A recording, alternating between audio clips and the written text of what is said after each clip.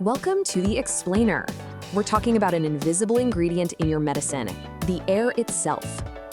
In the high-stakes world of pharma, what you can't see can be the biggest threat to patients. So how do you make sure the air is pure? It's way harder than you'd think. See, this isn't just any air. It's used to clean, dry, and move delicate materials.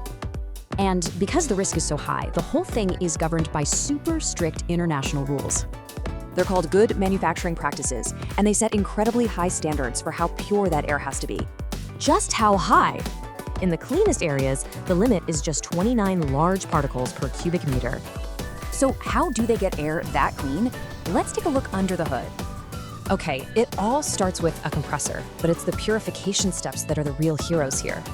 The system's job is to remove 4 key contaminants, the real enemies of purity. First up, solid particles. Think tiny bits of dust and metal from the system itself. Enemy number 2 is water. Too much moisture lets nasty microbes grow and can ruin the medicine. Then you've got oil vapors. These can leak from the compressor's lubricant, contaminating everything. And of course, microbes. Bacteria and mold are a huge threat that has to be filtered out. So how do you fight these enemies you can't even see? With a formal strategy, of course.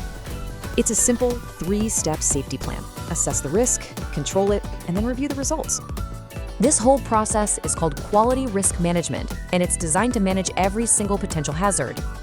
Now, a huge part of that control step is testing the air at different points. They check if the system is working right and if the final air is actually pure. You can think of it as testing on the supply side and the demand side. It ensures total purity. So why does all this matter? Well, it's not just about getting clean air.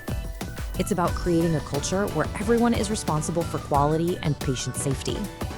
This incredible attention to detail is why we can trust that our medicines are safe and effective. You gotta wonder, if this much detail goes into the air, what other invisible systems keep us safe?